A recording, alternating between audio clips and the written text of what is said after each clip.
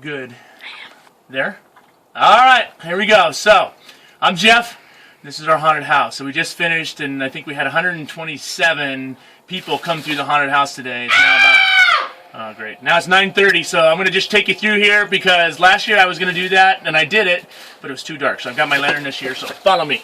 Come on.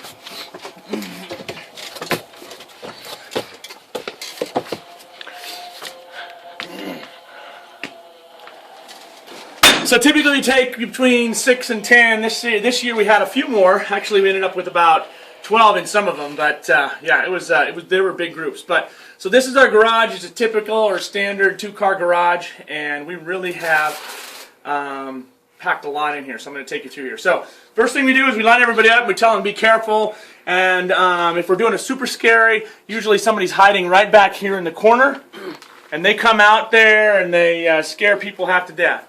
The next thing that we do is we come to this place. Now this is our super shocker here. Brother Kevin's back here. You notice that I've got it's a battery charger with a little cable.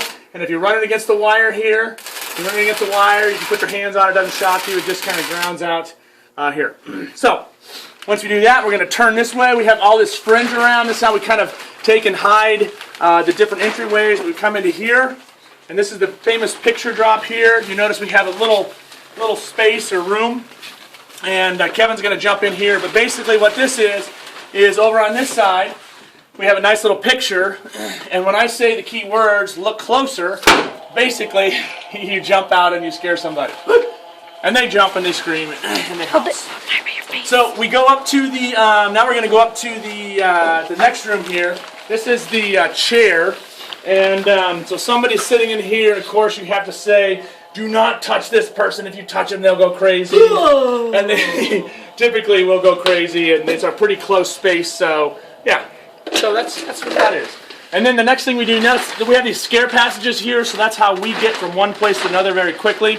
We're going to come back this way now, down this little alley here. There's a scare lane right in here, so the guy behind the picture drop or the person behind the picture drop, they can jump out here and scare people. They're also grabbing at their feet tonight, which worked really well. We have cobwebs here, different places. And then I'm going to come back here. Now this is one of my favorites. We've had this one for a long time. Basically, this is the cage.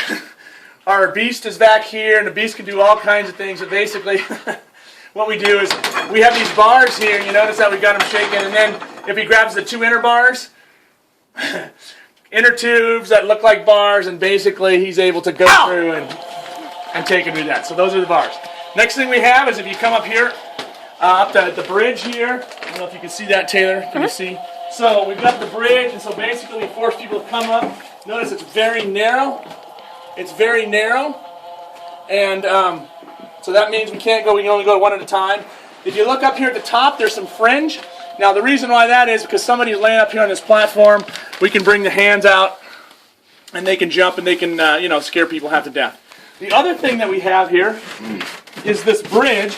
It's just a piece of plexiglass, and I don't know how much you can see under there, but basically somebody's laying under there, and they have a light there, and they can turn that light on, and they scare. Plus, you've got somebody up here on top again, another fringe area where those hands can come out. So lots of scaring that goes on, and again, pretty narrow space, so it's really hard for anybody to really get away.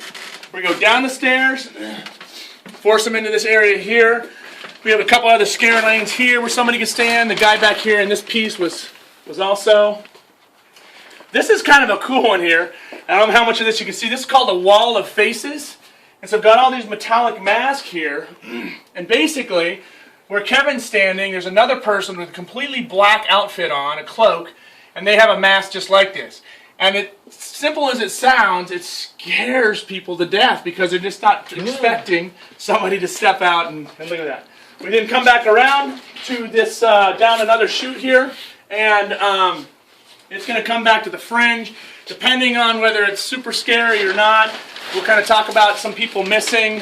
We come back through the fringe, and then we actually wind back out of our garage out to the back door. Again, you notice we're going to be right back by the gates, and so if we wanted to, somebody could be on the other side doing the same thing.